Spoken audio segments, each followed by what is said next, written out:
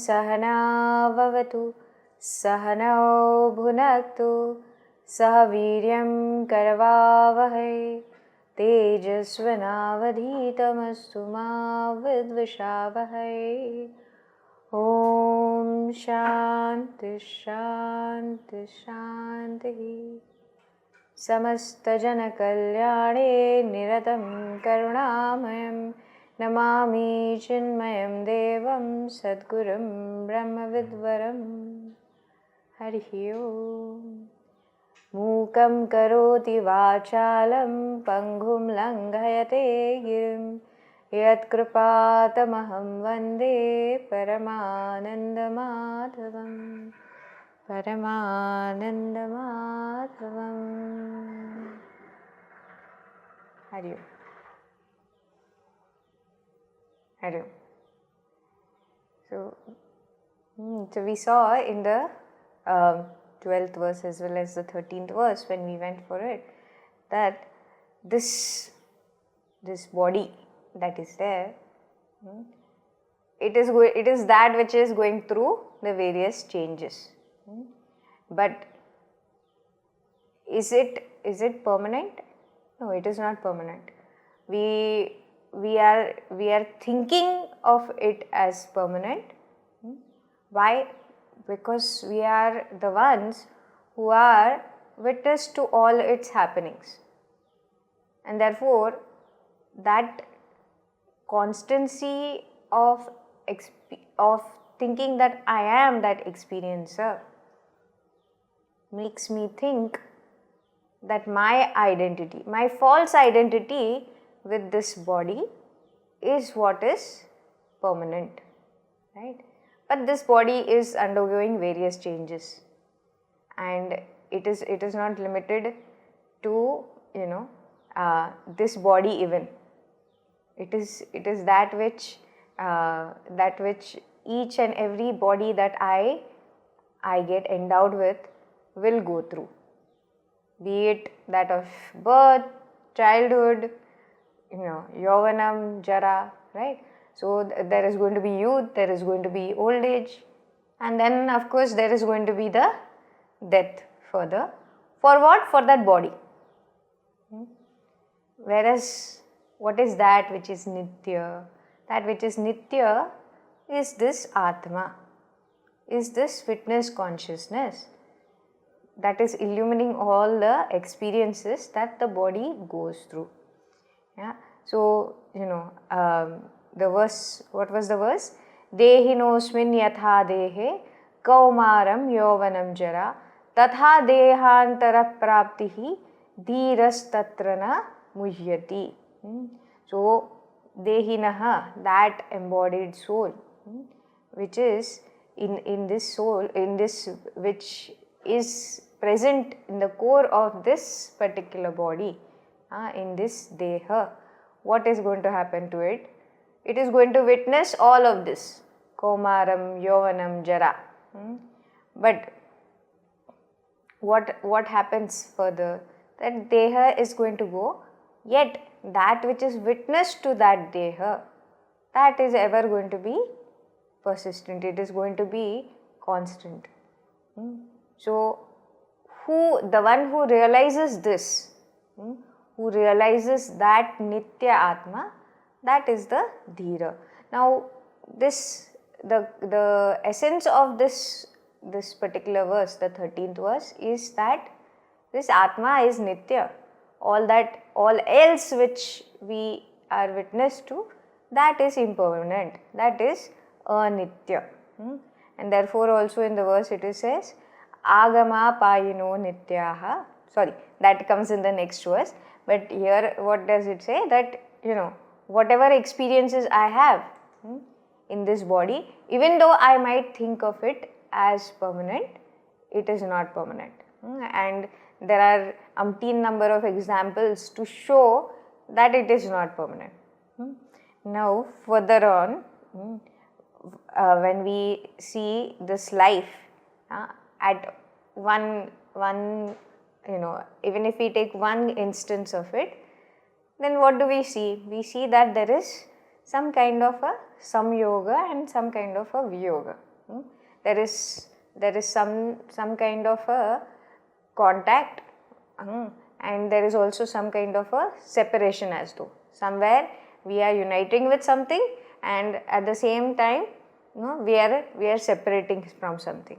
So this in this kind of a situation, or in this which is the nature of this world itself, that of there being contact and that of there being separation over and over again, no matter what the transactions we go through, this world makes us meet things and disconnect with things also.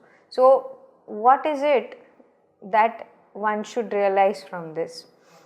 So Arjuna is asking Bhagwan, basically his question is that there is bound to be this relationship with the world, with the people in this world, that of meeting people and that of getting separated from people.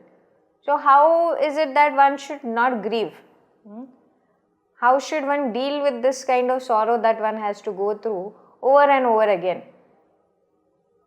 And that to Bhagwan you are saying that this body itself is not permanent. So you mean to say my connect with my own body is not something that is constant, nor is my connect with the memories that I am holding with me as if this is mine, right? Or the relationships that I have with all these, with the number of people that I meet, with the number of beings that my connect is with, or the situations that I go through.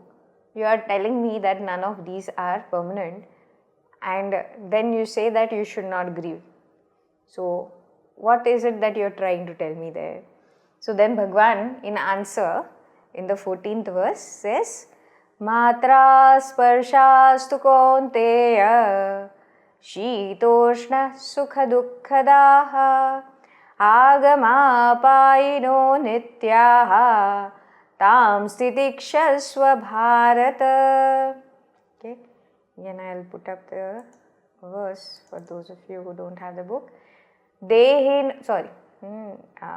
Yes, the 14th verse. Matra sparshastu kaunteya शीतोष्ण सुख दुःखदाः आगमापायिनो नित्याः तां स्थितिक्षस्व Bharat. Okay, so here Bhagwan is very clearly telling that there is only this, what you think is permanent and what you give reality as this world. What is it? It is only that where there is bound to be some kind of contact and then some kind of a break in that contact. It is never going to be that you are ever associated with whatever you come across, be it beings, be it people, be it situations. Everything is changing. In fact, the world itself is that, the samsara itself is that which is bound to be changing. So, and that which you experience it with, those very senses, they too are impermanent. They too are constantly changing. So, how are you expecting there to be some kind of a permanency between that which is itself changing and that which is interacting with the changing alone? So here he says that matra sparshaha. So what is it that we are coming into contact with? The objects. So contacts of what? The senses. The senses basically are coming into contact with the sense objects. Oh Kaunteya, what is happening over here? Nothing. Whatever transactions you are having in this world, right? in this ephemeral world, it is but the contact of the senses with the sense objects. And what is going to be the result of this? The result of this is going to be that they are going to result in the pairs of opposites which are impermanent again. So there he says, what are those impermanent pairs of opposite? There is the Shita, Ushna, Sukha, Dukkha. So when we say Shita, Ushna, it is at the body level, at the physical level. And then when we say there is Sukha and Dukkha, these are where? These are at the mental level or the emotional level. So when we are saying that, right, be it heat and cold, be it pleasure and pain, what is it? It is only agama and apayinaha.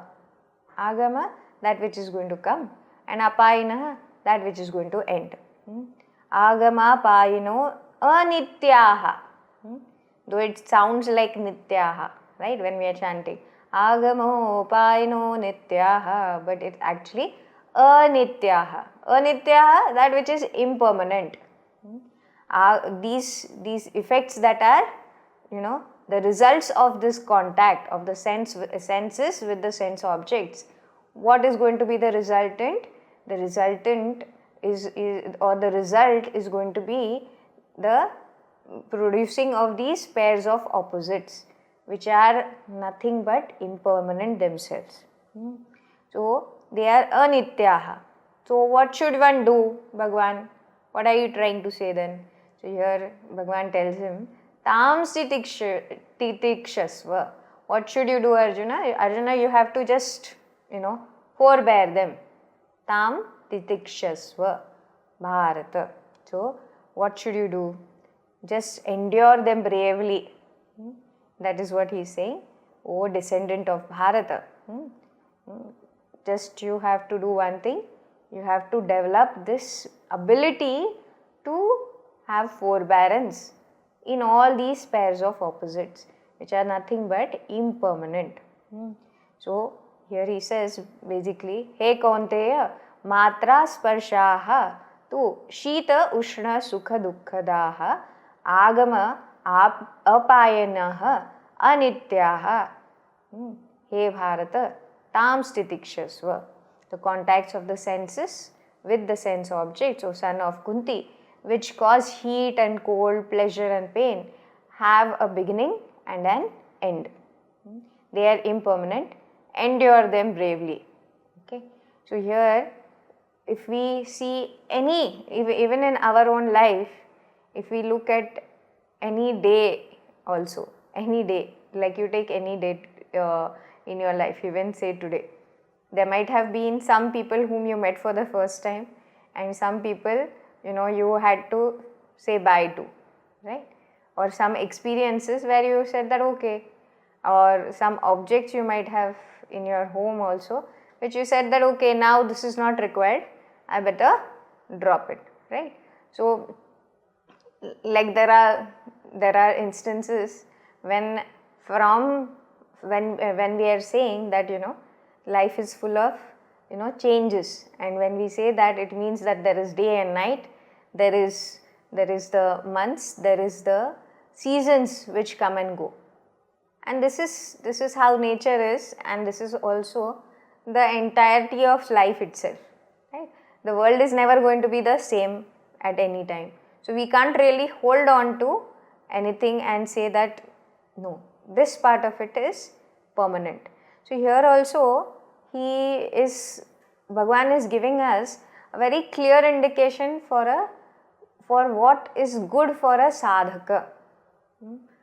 For a sadhaka, once we are aware that life is of this very nature, of everything which is coming and going, of the nature of entry and exit, or birth and death, including this body, then is there any point in striving hard to keep it permanent? Is it going to be permanent? That which is of the nature of change will always change. We can't really change that. That is the law of nature. then is there any point than in putting effort to keep changing the situations so that I become permanent in those situations? No, those situations are ever going to be changing. The paristiti is always going to be changing. What I have in hand then therefore is that I put more efforts to change my manasthiti. This mind, if it is going to grieve at each and every loss, and if it is going to have elation at each and every union, then we are going to waste our life in all this only, which is impermanent. Why not instead put effort to forbear these small pinpricks of life, taking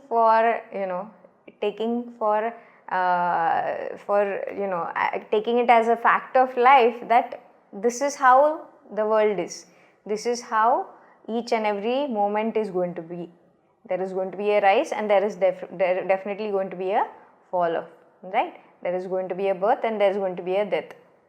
So instead of struggling against that, why not accept it as it is and put more effort in developing this endurance or forbearance? So this forbearance, how do I endure it? How do I develop it? So that is through this tapa buddhi. One is that one is to have that viveka. One is to be able to observe this life through a more sharpened intellect and see where is it that I see permanency, and where is it there where I see that there is going to be change, and then take a educated decision as to where I should put my energies in. Especially this is meant for the sadhaka. And how will I be able to make a better choice? The better choice will come about when I have fixed my goal in life. Otherwise, what will happen? Otherwise, we will say that it's okay, this is how the world is, ye to hota rahega, chalta rahega. So why not just go with it? Why to waste my time and effort? Just let it happen. The world is going like this, so let me go with it. Instead, when we know that I don't want to keep on in this kind of a whirlpool, or you might say, or this whole the ride which we say, right? Instead of keeping on going on this roller coaster, why not take the decision and say that enough? This has been going on and on for long. Now I have to make the change, and it is totally in my hands to go with that change, right? And therefore, instead of keeping on with this agama and apayinaha, right, that which is coming and going, and that which we know is anitya, why not instead aim for that which is nitya, that which is my own true self? So if I want to realize that self, then what should I do? Then I should be able to develop that titiksha, which is part of the sadhana chatushtaya. What is this titiksha? It is the ability to, be equanimous no matter what the situation. Knowing that it is always going to be like this. Knowing that there is ever going to be heat and cold. There is ever going to be pain and joy. So instead of getting swayed by each of them, why not see them as they come and go, and not get completely taken over by them, right? So here, one more point that comes across is that when we look at this verse, Bhagavan has, in the first verse, in the first line, he has addressed Arjuna as Kaunteya. the son of Kunti. Now here when we say this, the son of Kunti, he doesn't call him that just because he thought of the name at that time, but more in context to this forbearance or this titiksha which Kunti herself had to such a great extent. She was a great sadhaka, and here of course Bhagavan is trying to remind Arjuna also of this. You think you are a great person, you feel that you have gone through a lot of titiksha because you have done a lot of tapas to attain so many siddhis, etc. But have you looked at your mother? Your mother was the one who was living in the forest when you came into the world. And not just that, she looked after the 5 Pandavas in the forest itself, with complete forbearance, with complete selflessness, till when? Till they were taken to Hastinapur. Even there also, it was not that life was easy for her. And she said, okay, now, there are people around and they can take care. I don't have to look after these 5. No, she was completely always there on the alert and seeing that her sons got the right kind of education, no matter whether they were in the forest or they are in the palace.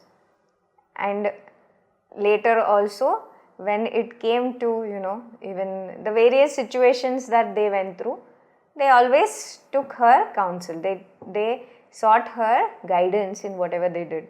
Even when they got married to Draupadi, it was her who told them that, fine, all 5 have to then be with her. Not just that, even when they were there in the Lakh Palace, right? So all those different situations, she was there with them. And at no point she said, no point was she did she become bitter by any of those experiences that she went through. No point did she give up because of the circumstances. Each opportunity she got, she remembered Bhagwan and went through the situation as per her call of duty. And that is how her sons also got that strength from her. So therefore, here the highlight is that that for a sadhaka, it is more important how this situation is going to bring me closer to my goal, rather than complaining about it, rather than giving up to it. It is very easy, more and more the troubles that we go through, it is easier to say that, okay, now I can't take this more further, I have to drop it, I have to quit. And quitting becomes easier because there are many more options. So why should I keep on with it, right? But the one who has a goal in mind, right? The one who has fixed his goal is able to develop this quality of forbearance. And how is this going to help me? So here, this Bhagwan says that, if you look at nature itself, one is that if you see this, it is said that it is agama and apayana. Whatever is going to come in the pairs of opposite, it is not going to last forever at all. It is here now, it will go tomorrow. So, taking that in perspective, one should act. One should not make decisions based on certain happenings alone, but see the larger perspective and then go ahead with making the right choice, right? So here also he says that, instead of quitting because a certain situation is not in alignment to my expectations or my plans, why not see it from a larger perspective and see what is going to be the greater gain if I go through with this. As it is not going to last forever, right? It is a temporary situation. So whatever is these pairs of opposites, be it at the physical level or be it at the mental level, they are only temporary. They are only going to have a end. If they have started, they are going to end as well. So why not, with calm endurance, go through with that situation and see it come to an end and get the right kind of result. So this is basically what we say in sadhana chatushtaya is titiksha. What is the result of this forbearance? What is it that I am going to get if I develop this as you are telling me to do, Bhagwan? Why should I go with it? When there might be other choices for me. So here he says, and besides, sometimes we feel that if I go through it, each one, if I quietly go through each situation, won't people call me a weakling? Won't I become a weakling? So contrary to that, Bhagavan says you will gain nothing but strength at the end of this procedure, right? So here in the next verse, in this 15th verse, Bhagavan says, Yam hina vyathayantyete purusham purusharshabha samadukha sukham dhiram somrutatvaya kalpate. Yam hina vyathayantyete purusham purusharshabha samadukha sukham dhiram somrutatvaya kalpate. So, who is the one who can gain that amruta tattva? That is what Bhagavan is telling in this 15th verse. He says that, Yam hina vyathayantete ete purusham. So, that firm man, surely, who is able to bear these afflictions, that person, who is able to bear the sukha and dukha equanimously, without any kind of bitterness as such, that dhira, that person of courage, what will happen to that person? That person is the one who will be able to gain that immortal nature, gain that immortal identity, which is our true self, right? So here he says that, as before he says, what is it that we feel is permanent right now? Right now we think, while being in that situation, we are thinking that, oh my God, how am I going to go through it? It is as though, there is a shower of these, these bad times which I have come upon. So how am I going to come out of this? And Bhagavan, as much as you say, it looks like it is going to go on forever and ever.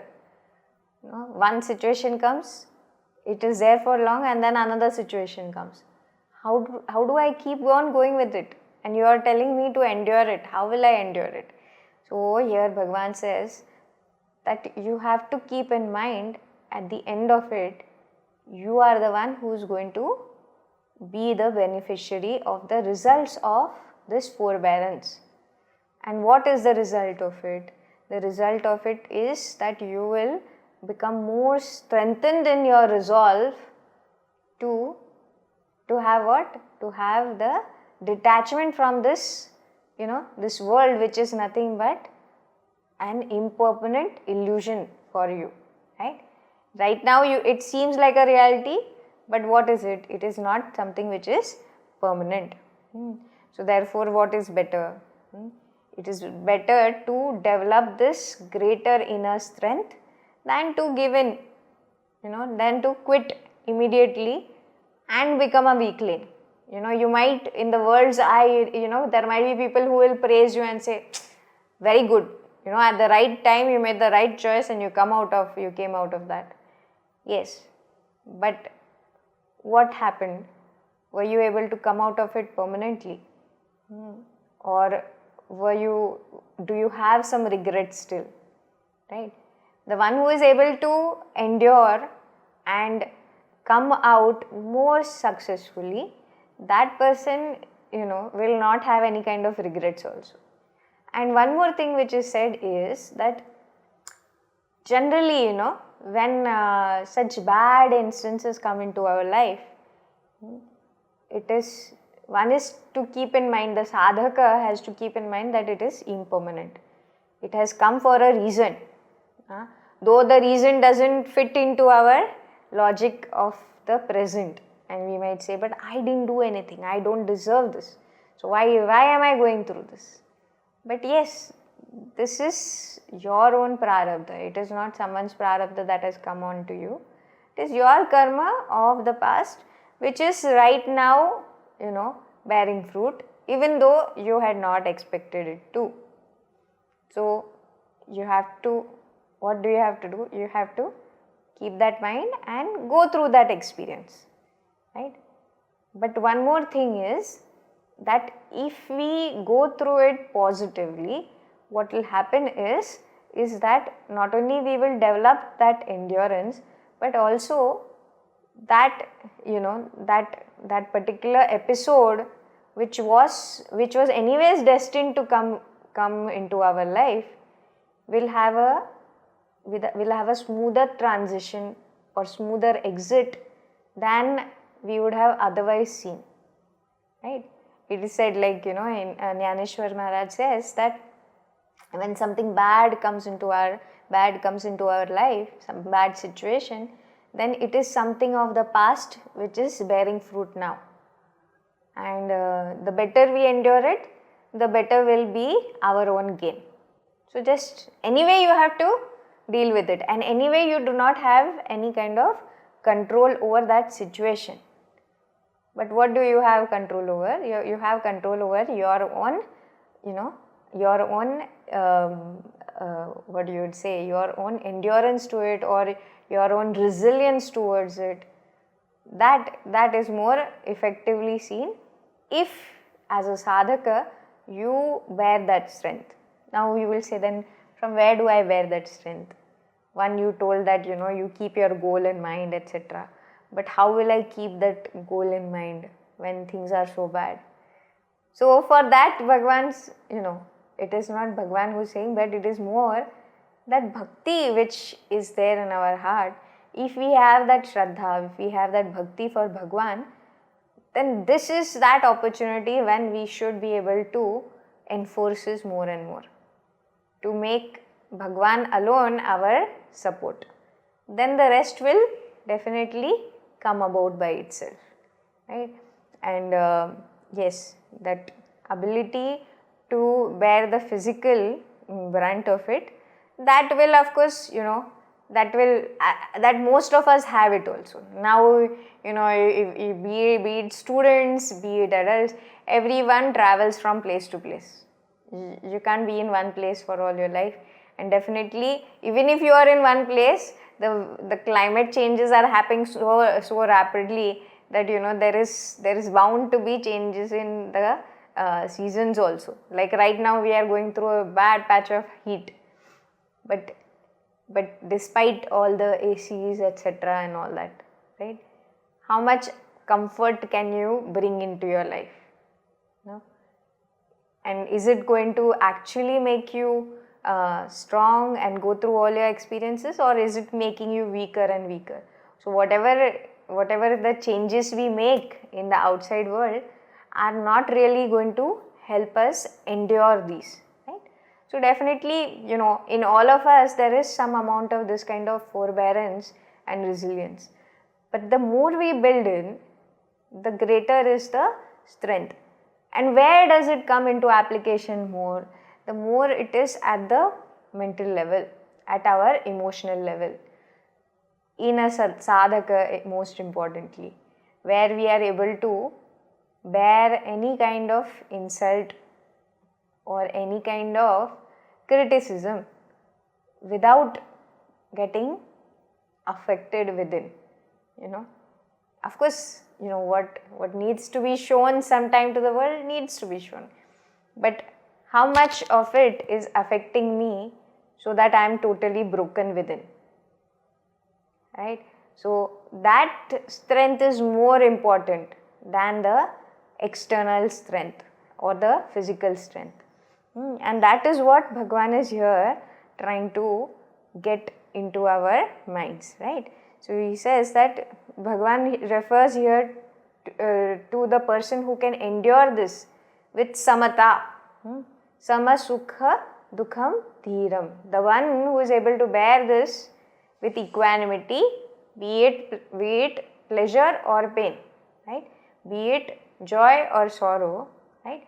That person who can be the same within all situations, that person is a dhira.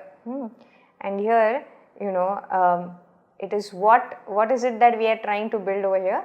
That Shakti is that of that willpower alone. That no matter what the situation, I will keep to my goal, I will not give up. So this though, there is one story in the Puranas, where the Sanat Kumaras, the four Sanat Kumaras, they are sitting and meditating. And from there, Parvati Mata and Shiv Bhagwan, they are passing by from there, and Shiv Bhagwan is so impressed. These four boys, these Sanata Kumaras, they are so absorbed in their meditation that they don't even move. Even though Bhagwan is passing from that side, Lord Shiva and Parvati is passing by that side, they don't even flinch. They keep to their meditation alone. And then though Bhagwan is smiling and he's saying, wow, look at them, so deep they are in their meditation. But Parvati Ma says, this is not nice. Shiv Bhagwan is here, he is the greatest of yogis, and these boys, they are not even, they are not even bowing down to him. They are, is this what kind of, bhakti is this? They worship him, and now see, they are not even doing namaskar. So she curses them, and they become, she curses them such that when they get up, they become camels. So now these Sanat Kumars, you will say that, oh, this is not good, why did she curse them? But these Sanat Kumars, they were very amazing. They said, oh, Mata, you have given us such a boon, now we can meditate more and more. Otherwise, what was happening, every time, after some interval of time, a thirst would come and we would have to get our, kamandalus, go and find some source of water and fill it. Now you have made us camel, there is so much of water, we don't have to get up. For a long time, we will not have to get up. And forget about that, even when we are hungry, we don't have to look far, just some tall branches here and there, we just get the nourishment out of those greens. So sattvic. So Mata, we don't have to do any effort at all at physical level. We really bow down to you. Thank you so much for this. You are so thoughtful and concerned, and that is how we are now able to do more of our tapas. Then, then she says, oh, what is this? How these Sanat Kumars are like this? I was trying to punish them, and they are saying now, they are feeling more fulfilled being camels. So she says, okay, let me take back my curse. She makes them back to their own form. So now, but what has happened? Now that they are back in their form, they say, oh Mata, thank you so much. We were just thinking, how will we be able to bow down to Bhagwan? He is standing here, and it is so difficult. We are so tall as camels. It is very difficult to bow down like this. So exactly at that time, you put us back in our human form. So here we are, and now we can serve Bhagwan better. So this is basically how sadhakas are. Be it pleasure or pain, or any kind of mana or apamana, they remain the same, right? And that is only that is only what we have to do or apply in our life. Where is our energy to be more utilized? in taking care of these small bits of comfort, or putting our thought for that higher goal, which seems more distant but is not really distant. So that is more what we have to think. And to give us an insight into this, there in the next verse, in the 16th verse, which is a very important verse, Bhagwan now he tells about the Atma Swarupa. So here he says, Na sato vidyate bhavaha, na bhavo vidyate satah, ubhayorapi drishtontaha, tvanayostattvadarshibhihi.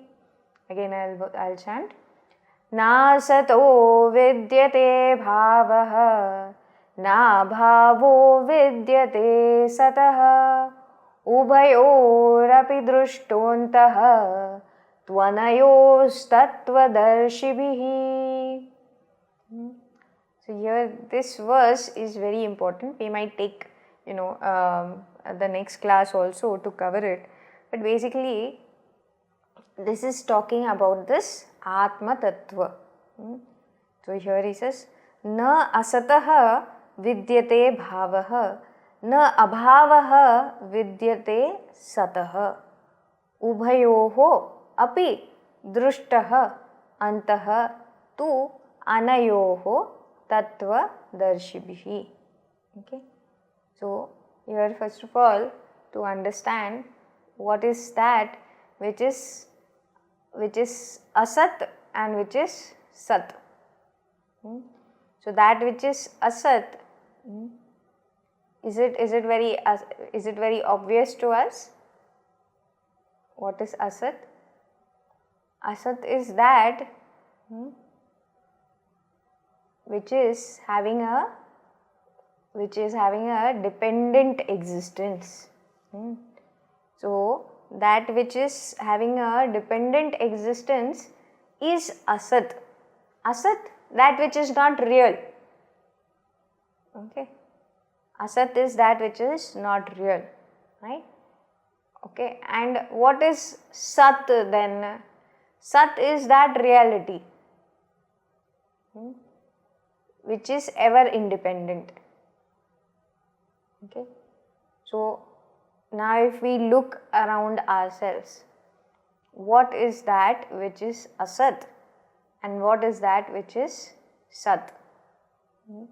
What is that which is dependent and what is that which is independent?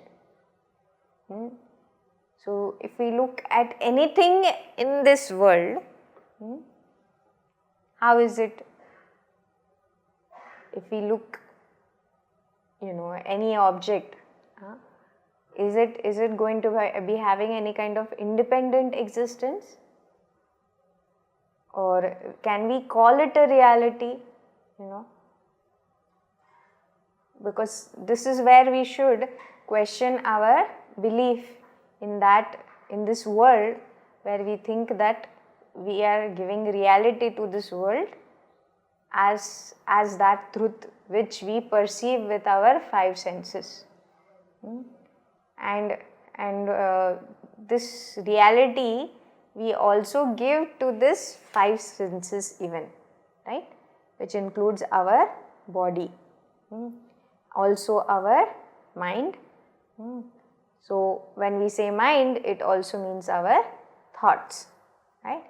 So when we are looking at this reality at any given time, what are we thinking? We are thinking that because I am seeing it, because I am experiencing it, this is real, right? But this if we take this definition in mind, that which is real is independent, is existing by itself, irrespective of anything else. So if we look at anything, be it the body, be it any objects around us, they are dependent. Even the very fact that we are able to perceive them, that itself says that it has a dependent existence, right? So those of us who have studied a bit of Drigdrishya Viveka, right? So what is Drigdrishya Viveka? That that which I see, that which I perceive is not real, right? And that which is the perceiver, the Drig, that is the real, that is the Sat. Okay. So this, if we have clearly in our thinking, then we can clearly understand this Sat and Asat. That which I perceive through my senses, that is not real. Why? Because it is dependent on even for its perception, it is dependent on some existing entity which is unchanging. Because that which I am perceiving is going on changing. Be it the objects, be it that instrument with which I am perceiving those objects, right? That instrument too is an object of the world only, right? Because I am perceiving that also, right? Then if I look at at a deeper level at my thoughts even, right? The thoughts are again something that I perceive, and then there is someone, therefore, if I am saying that the thoughts are what I perceive, then there is some perceiver, right? And these thoughts, can I say that they are constant or they are permanent? No. These thoughts are themselves also changing, right?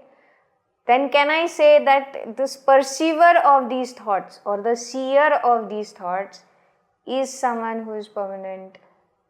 Yes. That perceiver is that Nitya. Okay.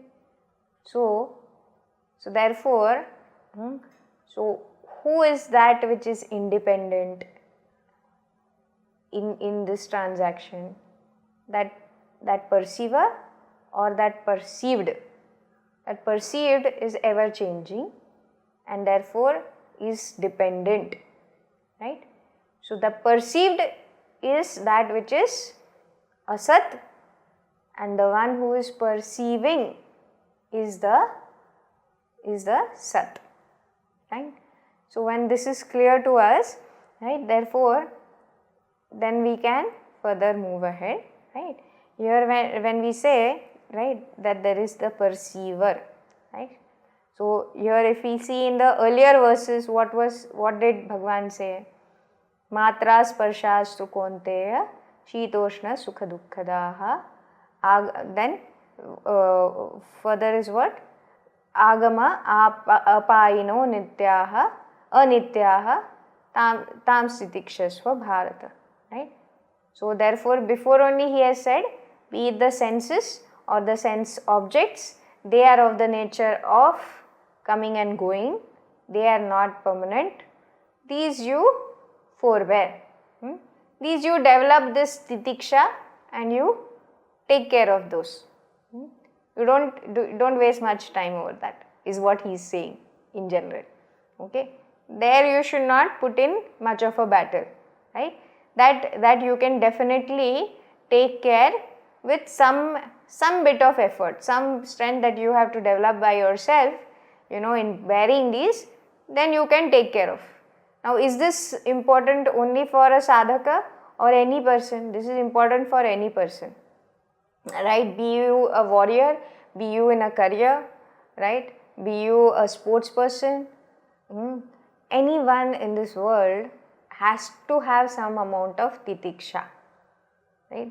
Otherwise we will keep wasting our time in complaining and never be happy, whereas our nature is that of happiness alone, right? Then how are we going to meet our goal, right? So here when we are saying, if we look also back in history also, any of, even when we look at the freedom fighters, we see what a brave effort they had. Their goal was always in sight for them, right? It was clear that they wanted Bharat as independent, right? And for that they were willing to undergo whatever cruelty that they went through, be it days and days of fasting, be it experiencing lathi charge, etc., etc. So many things they were able to do, and at such young ages they were willing to give up their very life existence itself for the sake of the freedom of their country, right? Then what to say of someone who has understood that truth of the Atma, that which is declared by the Upanishads? Then what to say for those sadhakas? For those sadhakas, it is not going to be, these small pinpricks in life are not going to be much of a hurt, much of a hurdle, right? They will be able to go through them at much ease, because that is not what is important, right? Those pinpricks are not important, right?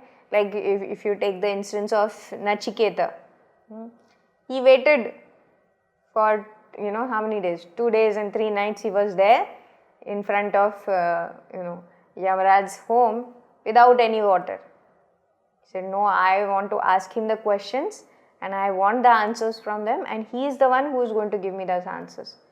I don't want water or anything. Also, when he is offered so many comforts, so many accolades also, he says that your family for generations to come will have so much of wealth, you will have the best in the heavens, you will have the best of horses, women, everything. He says, Shobhavo, you keep them to yourself.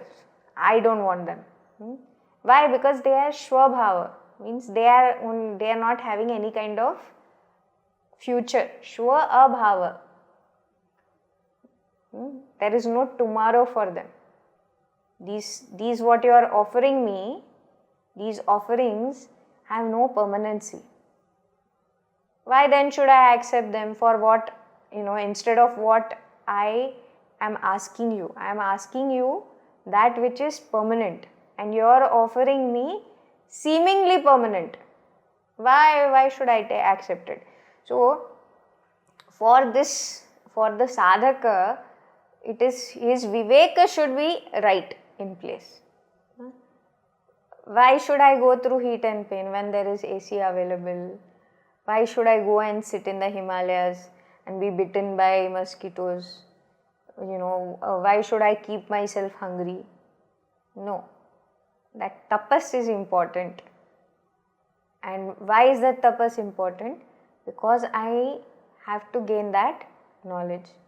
So be it Buddha, be it Mahavir, any of the seekers you take, they have gone through that, and they understood that what you think you are sacrificing is very petty.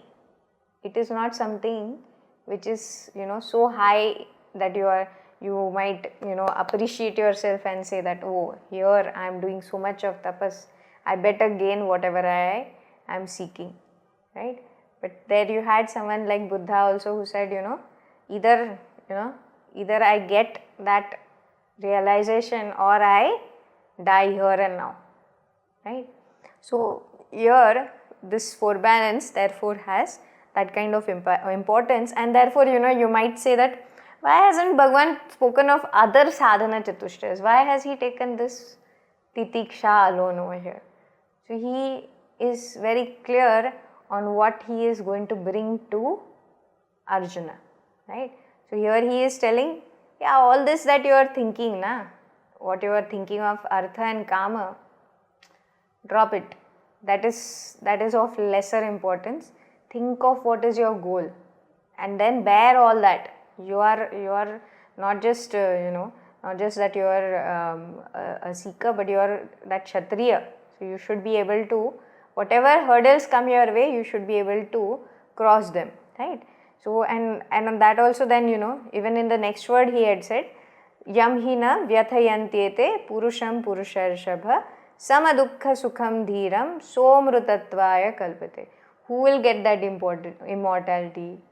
Only the one who is able to see the difference between that which is that permanent, that amruta, right, and that which is much petty in that, right, as compared to that, what is there to, bear any kind of insult or any kind of mana that you are getting, not that only insult you get, try to reduce the effect of whatever your feelings, but even in a situation where there's a lot of scope for elation and victory, etc., there also Bhagavan is telling, there also don't get swayed away. This world is like that. So when you are in some kind of sukha, you know that dukkha is also going to follow.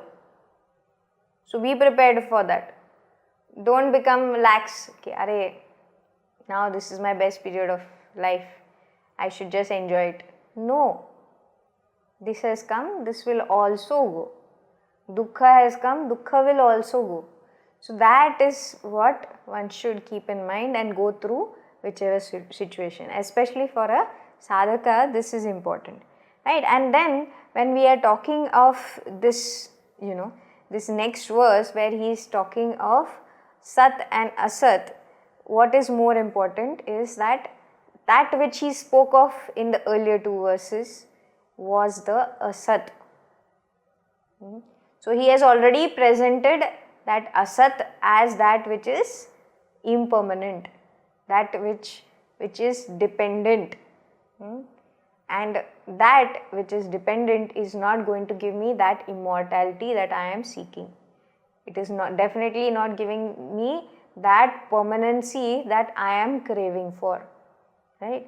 So therefore, what should Arjuna give more focus to? Give that complete focus and concentration to that which is that Sat.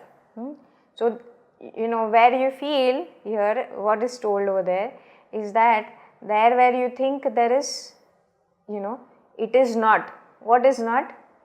That Sat is not.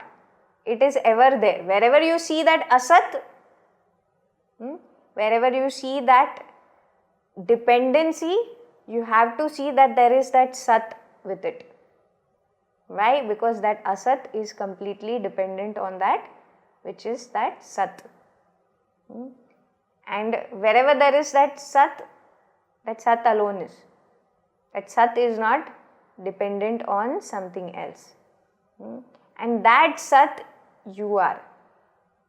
That is what one should keep in mind and one should strive to attain. And that is what Bhagavan is telling here, right? So he says, where there is bhava, right? There you should know that there is Sat. Where there is bhava, there you should know that there is Sat. And where there is abhava also, there also there is Sat also, right? Because that abhava also has a dependency. So here ubhayorapi drushtontah tvanayos tattva darshibhi. One who is able to see both, that bhava and abhava coexisting. Who will see that? The one who is able to see that truth as it is. That person is the one who will actually be that dhira only. Who is that dhira, or that earlier also what Bhagavan had called, referred to as the one who is tattvadarshibhi, right? So all this, who is the one? The one who is able to realize that truth as that Sat which is independent, which is never changing, which ever is, right? That Sat or that Atma Tattva is what you have to find as your own goal, O Arjuna. That is what Bhagavan is telling here. We will look at it more, more in depth in the next session, to understand what is that which is paramarthik and that which is, samsarik, right? That which is at the worldly plane though not seen, it ever is, right? And that which is absolute and I am unable to see, that absolute never ever changes ever, right? But that absolute is what I am, and that which I am unable to see right now. Even though in the transactional plane, I am seeing this truth as manifest, but yet it ever is unmanifest. No matter how I try to see it with the lens of this world, I will not be able to see it. But the one, who is able to realize this as that substratum of this, or that unmanifest substratum of this manifest world, that person will be able to realize it as his own true self. That person is that Tattvadarshibihi, or that person is the one who will gain that Amrutatva. So that is what we will check in the next session. Okay, so we will stop here. Om Purnamadah Purnamidam Purnat Purnamudachyate Purnasya Purnamadaya Purnameva Vashishyate. Om Shanti Shanti Shanti. Harihi Om Shri Gurubhyo Namaha. Harihi Om. Loka samasta sukhino bhavantu. Loka samasta sukhino bhavantu. Loka samasta sukhino bhavantu. Hari Om.